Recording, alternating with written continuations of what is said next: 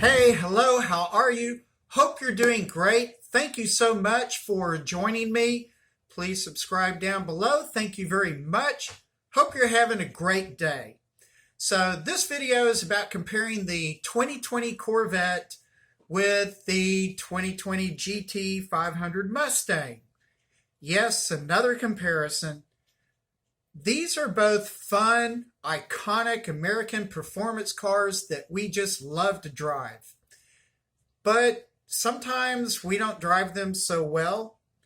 So this video compares these two cars to hypothesize which one might be the most accident-prone car between the two for this year.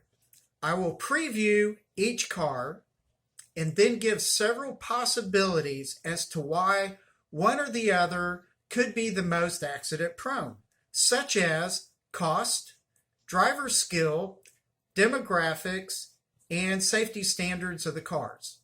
So, this is very cursory, not a lot of detail, a lot of conjecture, and it is all in fun. Just fun. That's all I want to do. Just goof off and kind of see how all this information lays out.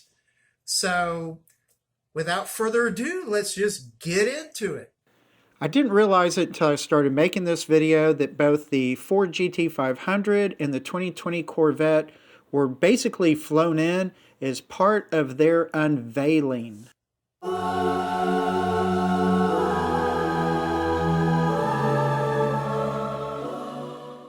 Which car will be the most accident prone for 2020? Well, it's not the car, it's really the driver. The drivers are the ones who are making these choices. They're the ones who are making the risk versus reward assessment. Or should it may actually be the reward versus reward assessment.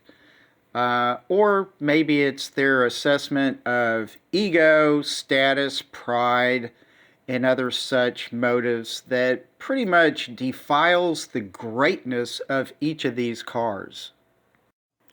Let's step back a minute and review some of the specifications of each car. The GT500, 760 horsepower, 0 to 60 in 3.6 seconds. The drag strip 60 foot time is somewhere between 1.6 and 1.8 seconds. Gigantic brakes that will stop you from 60 to 0 in 100 feet. The 2020 C8 Corvette, 495 horsepower, 0 to 6 in 2.9 seconds. The drag strip 60 foot time should be under that 1.6 seconds.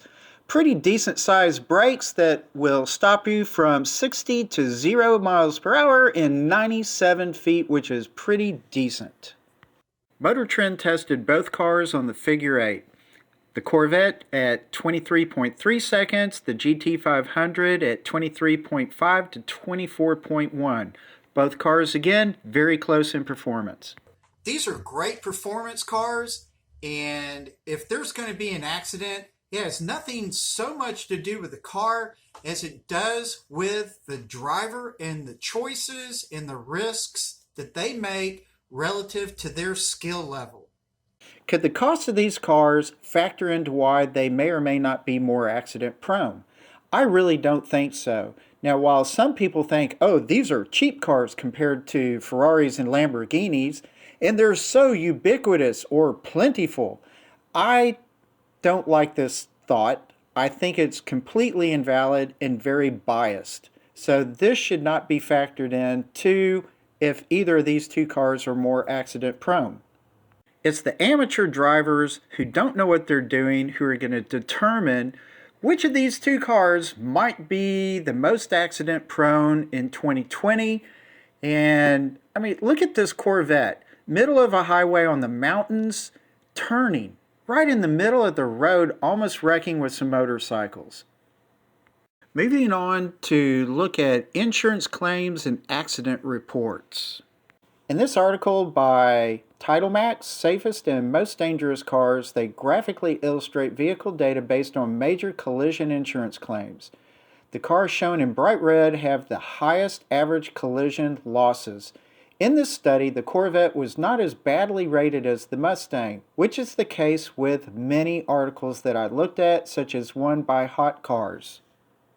From the NHTSA website, I used the Crash Investigation app that filtered all 2016 to 2018 accident reports for both the Mustang and Corvette without differentiating the actual models. So it's generalized in terms of models.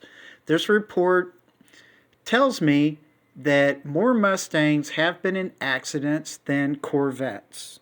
Another factor to consider is which of the two cars is the least driven. Both of these cars are not driven much, which means the drivers are probably not going out and honing their skills to know how to drive these cars well, which means that they are, here again, amateur drivers behind the wheel. So this shows that the Mustangs are driven much more than the Corvettes, meaning that the Mustangs have a higher probability of getting into accidents. So, is that true? So far, it looks like the Mustang might be the car that is the most accident prone for 2020.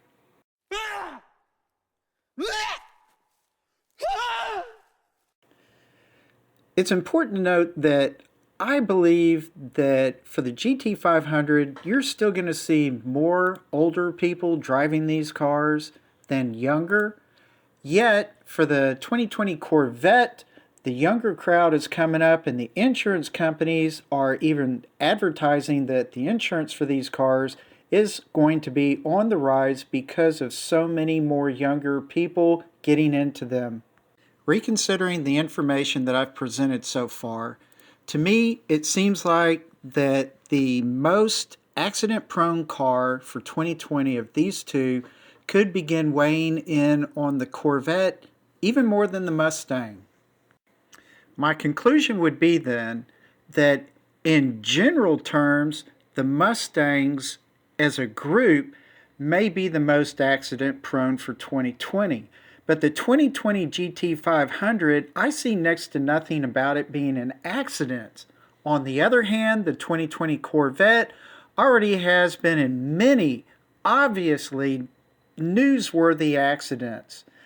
So, to me, this means the Corvette wins as the loser for being the most accident-prone of the two. What do you think?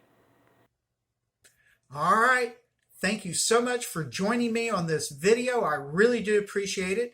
Please subscribe down below. I thank you very much for that. Give me any of your thought droppings and what you think below. And with all that, hope y'all have a fantastic day. I hope you thought this might have been kind of fun to think about. So have a great day. Take it easy, relax, and I will see you later. Bye.